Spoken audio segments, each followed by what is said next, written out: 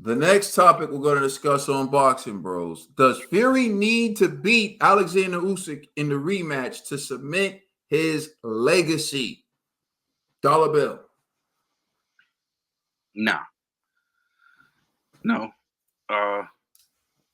Tyson Fury's legacy is going to be what it is. That's the Gypsy King. He has things. He was the first one to go over there. Well, not the first one to beat Klitschko, but he went there. He was the last one to go over there. The end of the 10-year reign. Yeah, the end of the 10-year reign. Klitschko, and he was the lineal. Some people don't even think it's a real thing. It's a real thing now. Yeah. All the belts are together. Usyk's the lineal. He was holding on to that, like, I'm the lineal. You know what I'm saying? Ain't nobody beat me. Well, somebody beat you, but you hold it down for a while, and you was the first one to beat Klitschko, and I'm gonna jump off the subject for a little bit because it's been driving me crazy. Okay, go ahead. People mention Wilder. It's hard for me. I'm sorry. Ever since my brother, Caden, please go back and watch the audits that I dubbed the edits. You know what I'm saying? Go watch the audits, the Wild. If you are new to this channel and you haven't seen the audits of Deontay Wilder, I'm telling you, please go get some popcorn, go get some pizza, make it your cheat day, and go in there and watch these. I'm sure you're gonna be amazed and you're gonna be entertained. You know what I'm saying? My brother Caden did his thing. I'm trying to tell you, that is what actually sparked this channel and took this channel to a whole nother level, is when my brother did those audits. Now, that said, he messed it up for me. Because I can't give nobody credit. I can't give Tyson Fury the full credit of beating a Deontay Wilder. You know what I'm saying? Especially when you see his resume and you see everything else. And now everybody's looking at it like, when they mention Tyson Fury, like Deontay Wilder is his best win. I thought that was Deontay Wilder a cherry pick gone wrong. He thought that Tyson Fury was done. He seen the state that he was in. And a Tyson Fury that wasn't 100% went out there and proved that this guy didn't belong. And ever since those losses, he's been shown that he didn't belong. You've seen what Parker did to him. So I'm looking at it like, and as a guy who disrespected the sport, never tried to get any better, said he didn't need to get any better. All he needed was the right hand. This is the guy that we're saying that was one of the best, who was his best victory on there. No, it's not. So for me, when people keep saying that, it's not. That's why it just drives me crazy with the whole Wilder thing when people mention Wilder and Fury. So when you got time, please go watch those audits, beautifully done by my brother Caden. Yeah, I just want to throw out something about that. So one, that started because of G and Complex. They kept talking about Wilder's knockout ratio. And I knew the guys Wilder actually knocked out. And I knew that they didn't know. And so I knew, like, if they don't know, half the people watching, more than half, don't know. So I felt like I need to show these dudes. So in the process of doing it, it was COVID. It was like, it took a lot of like effort and energy to do it and put it together. And so I just remember by time I was on the last part, I was just gonna whip together something horrible. I was just done. I was so busy putting it together, I didn't even look at the response it was getting. And Trill caught me right as I was about to put out a half behind last part to the series.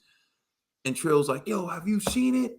Like, yo, it's crazy. Everyone's watching. It's blowing up." I'm like, "For real?"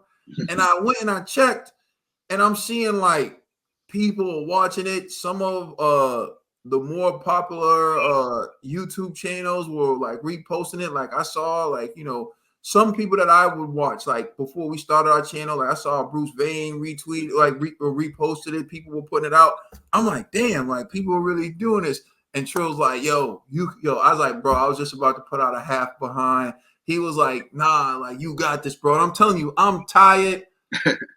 I'm like doing all this. And so when Trill told me that and I saw all the people watching and like responding and everything, that gave me the energy to push through and to finish it with more energy. And when I tell you what Trill says, like from the beginning, like we didn't know where the channel was gonna go, whatever. Yo, I'm using headphones with a mic on it that you put into a computer. So so I made an artist with that, bro. So it's back. So we've upgraded and everything since then. But yeah, that's crazy. Like you bring that up because I just want to point that out. I was about to be done with it until Trill called me and told me what was happening. It's a classic. That's a classic in boxing education right there. Nah, but get into this.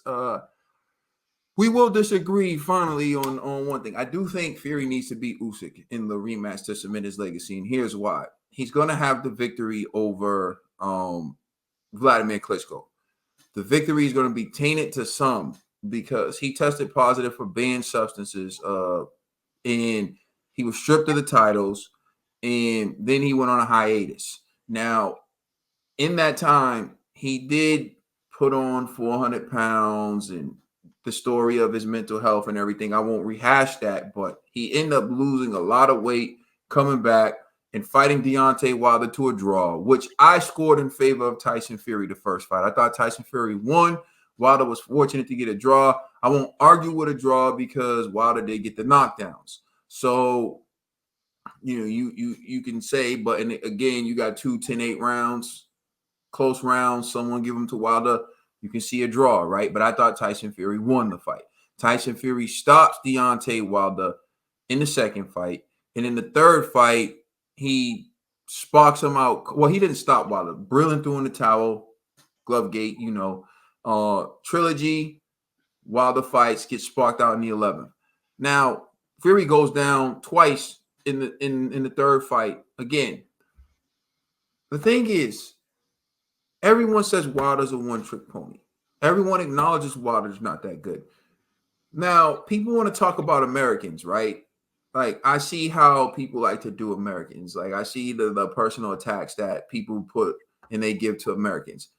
We, the Americans, already told you Wilder wasn't that good. But somehow, when it's your fighter from your country who may not be that good, you have a hard time accepting that. We told you flat out, Wilder's not that good. We told you flat out, we don't think he got the goods. So now you want us to give someone credit for beating the guy we never thought had the goods, who we told you didn't have the goods. It's a double-edged sword because you like to call out all the other American hype jobs, and you called Deontay Wilder American hype job. And now that Fury has been exposed as not who you may have thought he was, now you want to take Deontay Wilder and he's a formidable foe. Well, how can we know?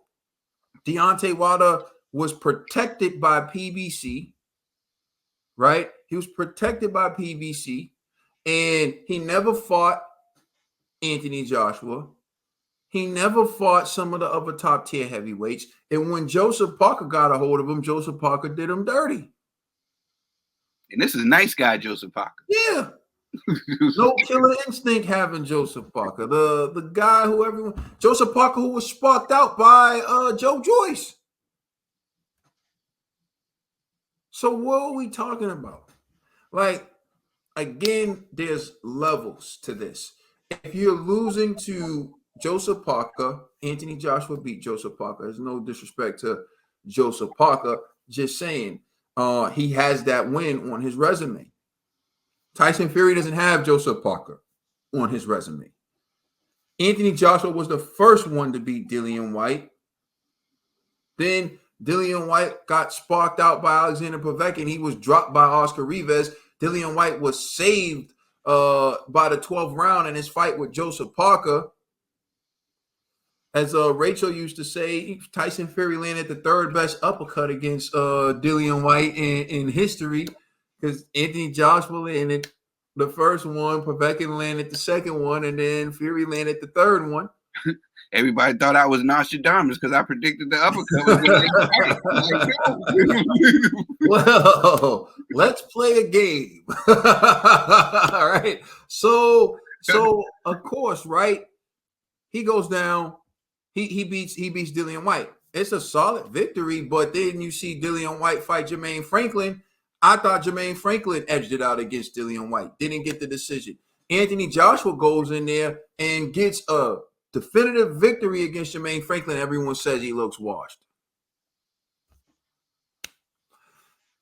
Tyson Fury's resume is all based on the fact that he beat Vladimir Klitschko and ended his 10-year reign. After that, he beat Deontay Wilder, the hype job. Plain and simple. And then he went on to beat guys who, like Dillian White, landed the third best uppercut against Dillian White. Chisora, the trilogy nobody asked for. We talked about unfair criticism for Anthony Joshua, right? When people bring up a trilogy between Anthony Joshua and Alexander Usyk, oh, we don't want to see that no more. We don't want to see that no more. But they're cool with Fury fighting Wilder the third time. They're cool with Fury fighting Chisora the third time. Fury gets to have the trilogies nobody asked for. And it wasn't like the trilogy with Usyk and AJ would be coming off of someone throwing in the towel from Usyk beating AJ so badly. That's what happened with Tyson Fury. Nobody, we were like, yo, let's finally get Undisputed. Nope, can't do it. Remember, Undisputed didn't happen because Fury lost arbitration to have to fight Deontay Wilder a third time. Anthony Joshua was ready to do it with Tyson Fury. So to me, Tyson Fury does need to beat Usyk to cement his legacy because he fought Usyk to a close decision loss, a split decision loss, but there are no moral victories here. His resume still lacks that elite name. His resume still lacks names at the top, especially in this era, not the ending of the Klitschko era. If you want to give Fury credit for that, you got to give Anthony Joshua credit for that. And if you don't give Anthony Joshua credit for that, then once again, you're being a hater because it's not like Fury knocked out Vladimir Klitschko. It's not like Fury even dominated Vladimir Klitschko. Like you said, he hugged Vladimir Klitschko to victory. Okay. And Klitschko's even said it. I couldn't find the range against him. And I wanted to make it right in the rematch, but that never happened. Anthony Joshua knocked Klitschko out. So you got to give it to AJ. You can't take it away from AJ. So if you're going to give Fury credit for that, you got to give AJ credit for that. And AJ didn't pop positive after. So when you talk about cementing the legacy to establish himself and separate himself, Fury's going to have to beat Usyk. And if he doesn't beat Usyk, why would you rate him over Anthony Joshua in the history books? Unless he beats Anthony Joshua, because their resumes would be similar with his best win. If AJ goes on to spark out Deontay Wilder, his legacy is going to be in jeopardy. Now that you said it like that, I totally agree with you, my brother, because his best victory was tainted by boar meat. So, you know it was contaminated boar meat. Yo, y'all let us know how y'all feel in the comment section. Please like and subscribe. Check us out on Instagram and Twitter. And please check out our podcast on all major streaming services. I'm the Commissioner Trill Dollar Bill. That's my brother, Caden. It's G forever. We the Boxing Bros.